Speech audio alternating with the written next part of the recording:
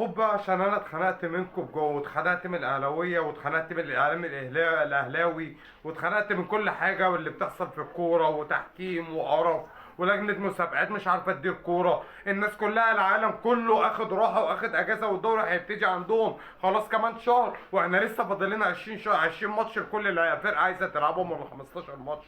هو اول دوري في العالم بيحصل فيه الكلام ده يا اسطى؟ انت عبيط يا اسطى. وماتش الاهلي ايه اللي انت عايزني اروح العبه؟ مع احترامي ليك، يعني ماتش الاهلي ايه اللي انت عايزني العبه؟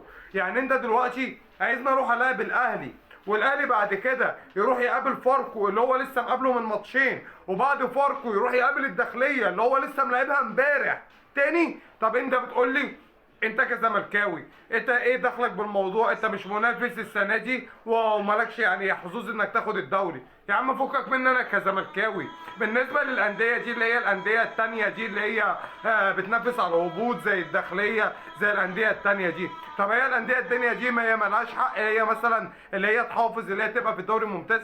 ما انت لما تجيب الداخليه تحطه في ماتشين في 3 اسابيع قدام الاهلي، انت كده بتقتله. الداخليه عايز يجمع نقط، تيجي انت بتحط له الاهلي في 4 اسابيع يلعب ماتشين معاهم، وفاركو لسه الاهلي ملعبه ما فيش ماتشين، عايز تحط له ماتش بعد ماتش الزمالك، وتيجي تقول لي عداله؟ عداله دي اتجوزت وجابت عيلين يا اولاد الوسخه، انتوا مجانين. انا عداله اللي انت بتتكلم عليها؟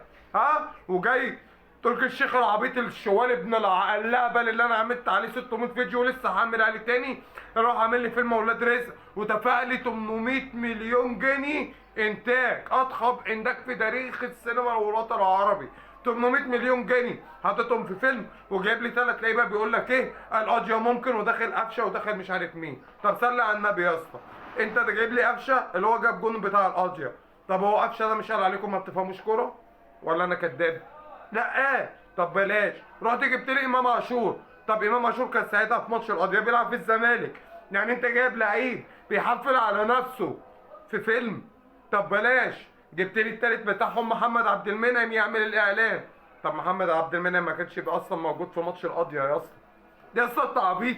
هو انت عشان شوال فلوس مفكر ان الناس كلها هتمشي وراك، وتفكر ان الناس خلاص يعني الناس مش فاهمه؟ احنا فاهمين كل حاجه. وصرفت 800 مليون، وتاني يوم راحت قناه واحد كده قاعد في السينما دافع 20 جنيه، راح مصور الفيلم وراح منزله على قناه لايف. ال 800 مليون اللي انت بتتكلم عليهم، وكنت بتقول ان انا هاخد ال 800 مليون دول 5 مليار. معلش يا اسطى، انا بنشوف الفيلم على التلفزيون على قناه عزيز، ها؟ واحد دخل السينما ب 20 جنيه صور الفيلم بوظ لك الفيلم.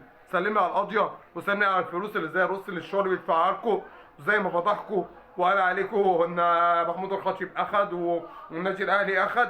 خلوا عندكم دم، وما تتكلموش على مبادئ، ولا تتكلموا على النادي الاهلي، مبادئ النادي الاهلي واسلوب النادي الاهلي. الكلام ده انتهى خلاص. اي حد هيكلمني في الكلام ده صدقوني هغرق وشه طفل. انا خلصت كلامي واللي جاي احلى. السلام عليكم.